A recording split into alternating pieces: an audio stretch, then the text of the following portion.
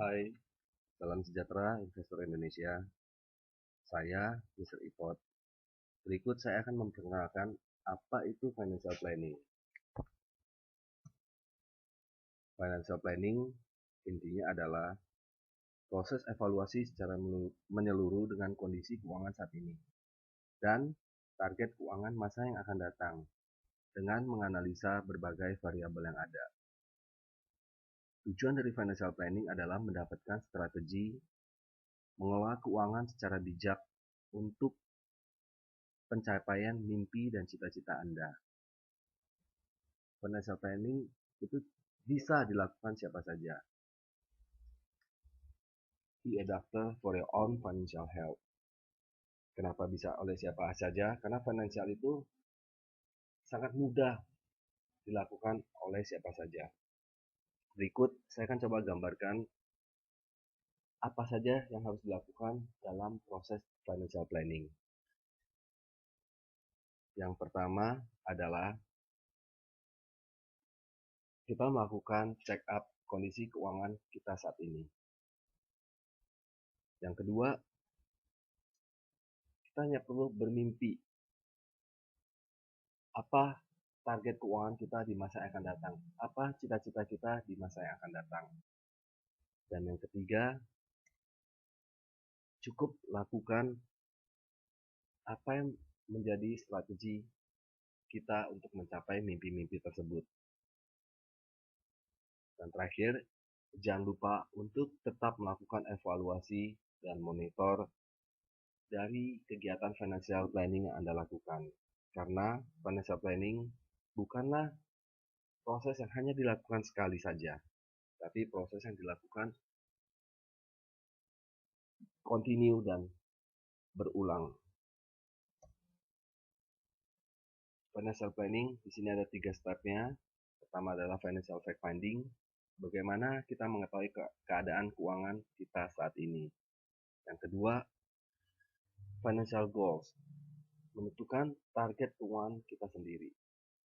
Ketiga, financial plan dan action plan adalah menerapkan dan menjalankan rencana keuangan kita. Apakah setiap manusia butuh financial planning? Ya, karena begitu Anda melakukan financial planning, Anda akan sadar. Beberapa dari Anda akan sadar bahwa ternyata komposisi aset saya lebih banyak mengkoleksi produk-produk non-produktif. Contohnya seperti handphone, gadget, mobil, motor.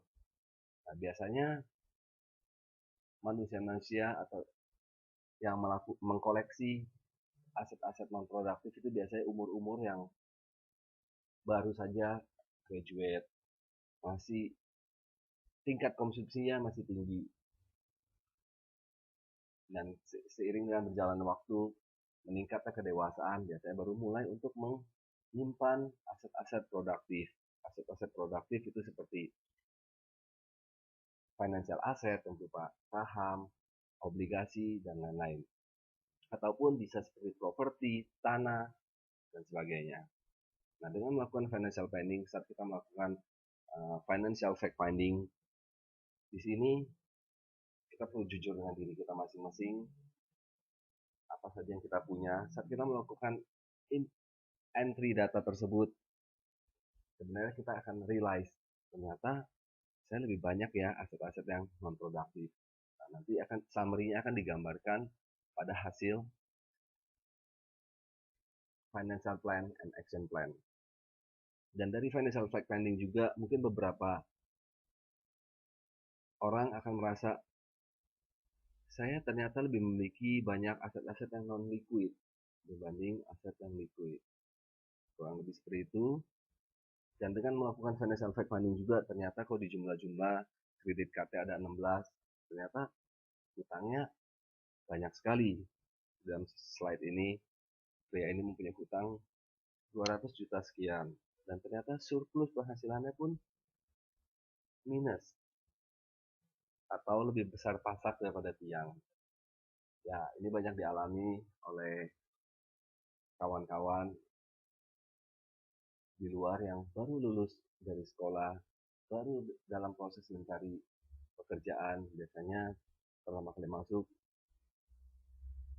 kerja masih tidak cukup untuk menutupi kebutuhan sehari-harinya, sehingga masih meminta kepada orang tuanya. Dan kondisi ini adalah kondisi surplus yang minus.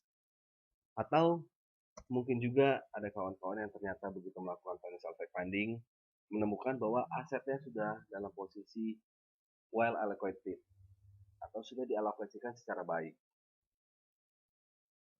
Hutang-hutangnya hampir tidak ada. Dan surplus penghasilannya 90% dari penghasilan semua diinvestasikan. Wow, saya iri. Yang kedua, alasan melakukan financial planning adalah dengan melakukan financial planning kita dituntut juga untuk berani bermimpi. Dan mimpi itu bukan hanya sekedar dimimpikan. Kita harus tuliskan mimpi itu. Dan kawan-kawan bisa tuliskan ke dalam website kami di iPod Plan.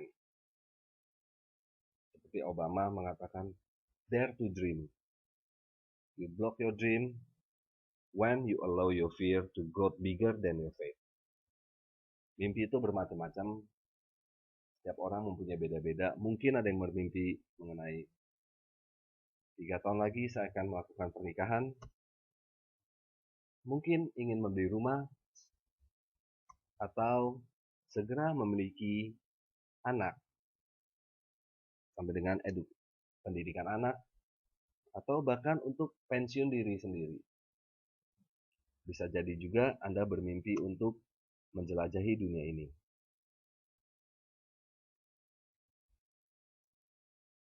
Dengan melakukan financial planning, yang terakhir, langkah yang paling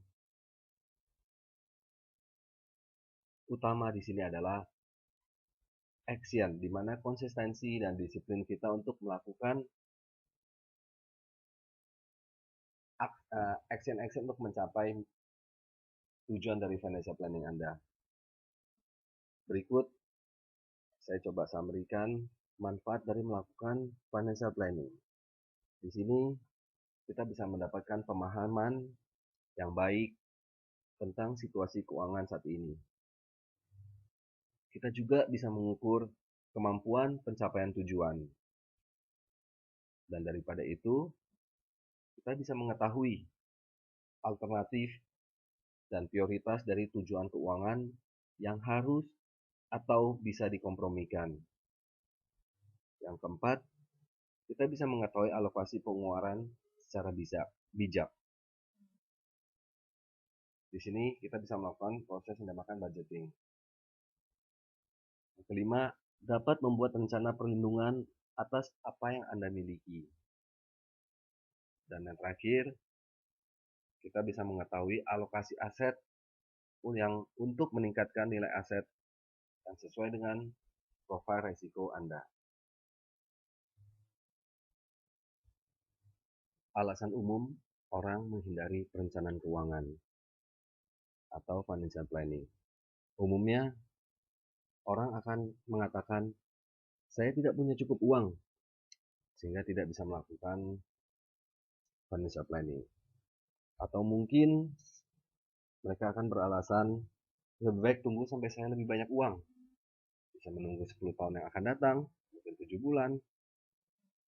Ya, intinya sampai saya punya uang yang lebih banyak. Atau beberapa mengatakan ini susah dan membosankan. Tapi saya punya jawaban untuk semua alasan tersebut. Yang pertama, pernahkah Anda dengar bahwa pengeluaran ataupun gaya hidup mengikuti pendapatan Anda? Semakin tinggi pendapatan, biasanya gaya hidup atau lifestyle akan bertambah. Atau pernahkah Anda dengar orang yang berpendapatan 5 juta per bulan, tetapi tetap bisa menyisihkan sebagian persentase pendapatannya? Dan orang yang berpendapatan 30 juta per bulan justru mempunyai setumpuk hutang kredit card Masalahnya bukan di cukup atau tidaknya uang Anda. Seperti formula yang saya tampilkan di sini mengatakan bahwa pendapatan sama dengan konsumsi ditambah dengan saving. Untuk masyarakat saat ini, formula tersebut sudah kuno. Formula yang baru seharusnya adalah kita sisihkan dulu bagian yang ingin kita investasikan dan kemudian sisanya baru dipakai untuk konsumsi. Kemudian untuk alasan yang saya mau nunggu sampai lebih banyak uang. Ini adalah sikap melarikan diri. Ini adalah masa depan Anda dan bagi sebagian orang mungkin ini termasuk masa depan orang yang Anda sayangi. Mulailah merencanakan perencanaan keuangan dari sekarang. Ini tidak sulit apabila Anda lakukan dengan effort plan, karena planning has never been easier and fun. Melakukan perencanaan keuangan itu sangat mudah dan menyenangkan.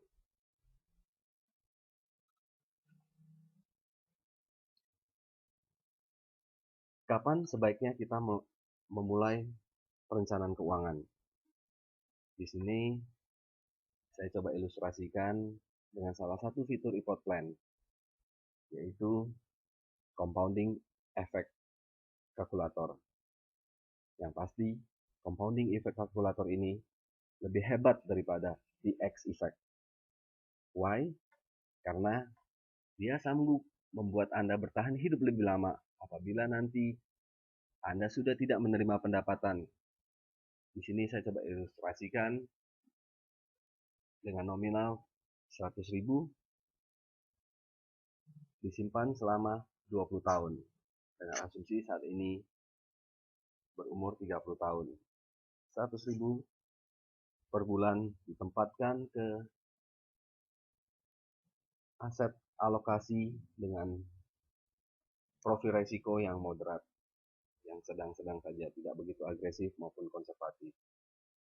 Di sini kita lihat 100.000 yang dilakukan setiap bulan sampai dengan 20 tahun yang akan datang, bunga berbunga akan terkumpul menjadi 72 juta. Jika saat ini konsumsi Anda adalah 4 juta per bulan dan di future value-kan dengan tingkat inflasi 6%, maka hasil 72 juta tersebut mampu membiayai hidup Anda selama 6 bulan. Jadi tidak ada alasan bahwa saat ini saya tidak punya cukup uang. Karena hasil yang kecil dengan 100.000 per bulan pun itu akan menghasilkan efek yang luar biasa di masa yang akan datang apabila Anda lakukan secara konsisten dan disiplin. Inilah kekuatan dari peribahasa, sedikit-sedikit lama-lama menjadi bukit. Cukupkah dengan rekening tabungan saja? Tidak. Coba kita bayangkan apabila kita simpan di tabungan dengan bunga 2,5% per tahun, sedangkan tingkat inflasi adalah 6% per tahun. Maka, apabila saat ini yang kita simpan ada 12 juta, mungkin setara dengan harga motor bebek saat ini, tapi tahun depan, apabila kita simpan di tabungan dengan bunga 2,5% yang notabene kalah dengan tingkat inflasi, maka di tahun yang akan datang, uang Anda tetap setara dengan harga motor bebek, tetapi tanpa rodanya.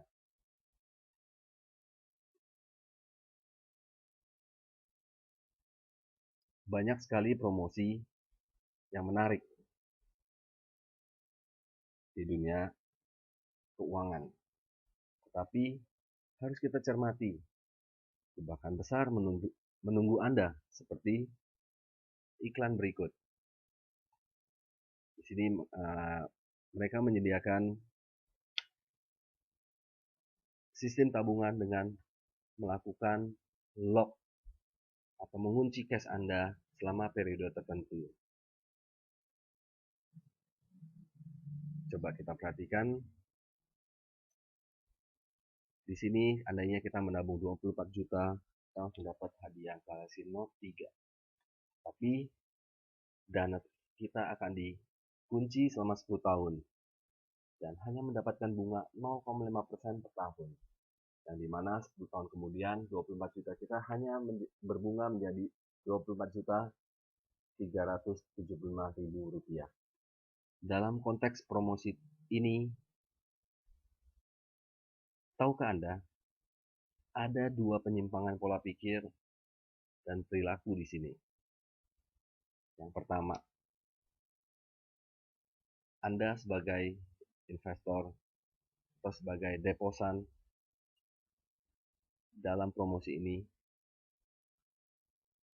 kita dibuat lebih konsumtif dengan iming-iming hadiah Galaxy Note 3. Karena pastinya aset atau hadiah Anda terima dengan melakukan deposito di promosi ini, pastinya ada aset non-produktif, aset yang tidak bertambah nilainya.